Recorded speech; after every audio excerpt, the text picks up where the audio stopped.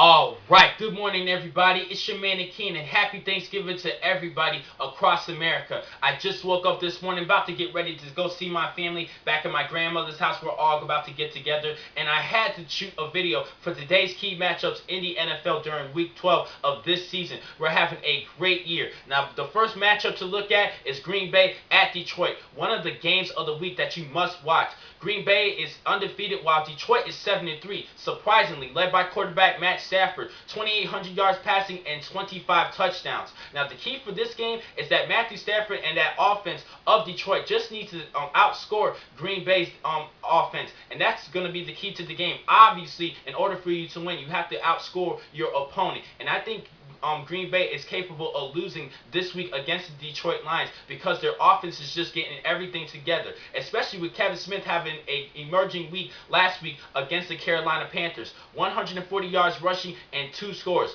For fantasy football tips, definitely start him for this week against the Green Bay Packers.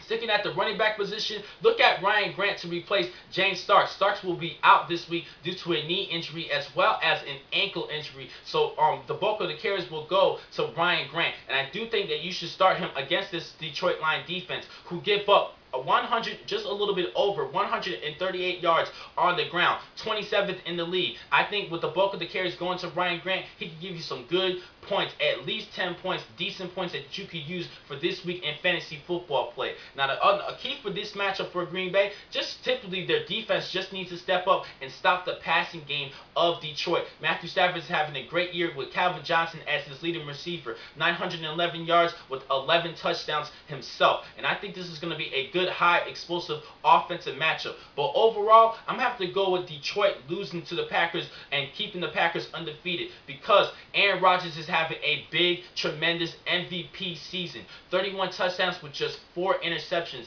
The highest passer rating in the NFL. He is the MVP this season. He's having a great year leading the Green Bay Packers to an undefeated season. I do not think they're going to go undefeated, but anything can happen. But I do think they're going to beat the Detroit Lions because Aaron Rodgers has become a smart, elite quarterback, and I think he's going to do well against the Detroit Lions and just outscore the Lions offense. Next game to look at, Miami's going to be traveling to Dallas to face the Cowboys. This is a great Thanksgiving matchup, especially in between these two teams. Actually, Miami is 3-1 against the Dallas Cowboys on Thanksgiving Day. So that's a little bit of a tip for everybody if you're gambling or anything. Miami might beat Dallas this season. Now, overall, Dallas has been emerging as the top team of the NFC East Division. They're having a great season thus far coming back, especially with a great win against arch rival Washington Redskins last week. They're actually having the emergence of DeMarco Murray, who has become the top leading running back of the Dallas Cowboys. He's having a great year replacing Felix Jones.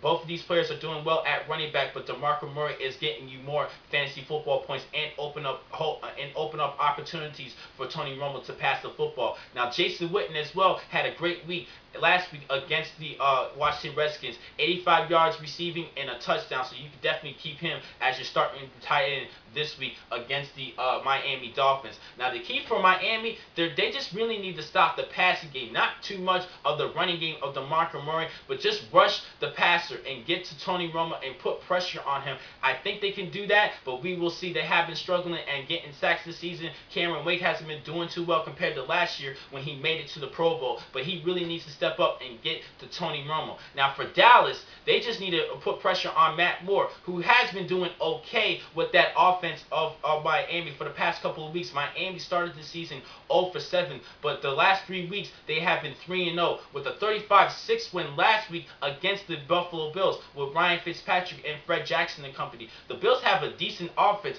and the Miami Dolphins shut them down to just 6 points. Wow, I think they could do well against the Dallas Cowboys, but it is at Dallas, and they're facing it against the top rusher in the NFL, DeMarcus Ware, 14 sacks this season, and he will get to Matt Moore in this matchup. And I think because of that, they're going to pretty much shut down the Miami offense. I'm going to have to go with Dallas in this matchup. Now, the game of the week between two brothers, head coaches, John Harbaugh of the Baltimore Ravens and Jim Harbaugh of the San Francisco 49ers. San Francisco has been surprising everybody across the football NFL nation. Just one loss this season to the Dallas Cowboys. They're actually leading the NFC West, and if they win 2 more games, they will clinch that West division. They're having a great year, especially leading their defense, the #1 defense in the NFL against the run and overall. They're playing against a tough, now the San Francisco offense is playing against a tough Ravens defense led by Ray Lewis, who was out last week, but he might be back this week to face the Niners this Thursday. He was pretty much staying out last week in order to stay healthy, but he should be okay. The thumbs up to play against the San Francisco 49ers. This is going to be a tough defensive matchup. Now, the key for this game is pretty much set on both quarterbacks, Joe Flacco and Alex Smith. Alex Smith just needs to keep everything managed and stable of that offense for San Francisco and put the ball in the hands of Frank Gore, who has been having a great year in this second half of this season. He's having great year passing, catching the football as well as running, and I think Alex Smith just needs to dump some passes towards his direction in order for San Francisco to put some points on the board, even field goals. Just take what they can get against this Raven defense. Now this game is at M&T Bank Stadium at Ravens home field advantage, so they do have the home field advantage. Now the key for San Francisco's defense on Joe Flacco, just rush the passer and put pressure on him, and keep an eye out for Torrey Smith, who had 165 yards last week and a couple of scores. He had a big week last week, and he's looking to do the same against a tough San Francisco defense. Now for Joe Flacco, he just needs to stay calm and manage his team just like Alex Smith. Just not get too much pressure, put the ball in Ray Rice's hands, the running backs, and just stay focused on keeping his eyes on the field and not worry too much about the talent of the defense of the San Francisco 49ers. A lot of people are intimidated by this defense teams, in my opinion, because they've been doing so well with Navarro Bowling and Patrick Willis being that captain of that defense. But Joe Flacco cannot have those distractions mess him up for this game, and that's the key for this matchup for the Ravens. Now overall, I have to go with the San Francisco 49ers winning this one with just one loss, and the San Francisco 49ers is my favorite team, rocking the red and gold. This team has been doing so well this season. Plus, Alex Smith is actually leading this offense in the top 10 in the NFL. So I think Alex Smith is going to manage this team enough to outscore the Ravens by at least 6 points. But we will see. But I'm going to stick with the San Francisco 49ers in this matchup.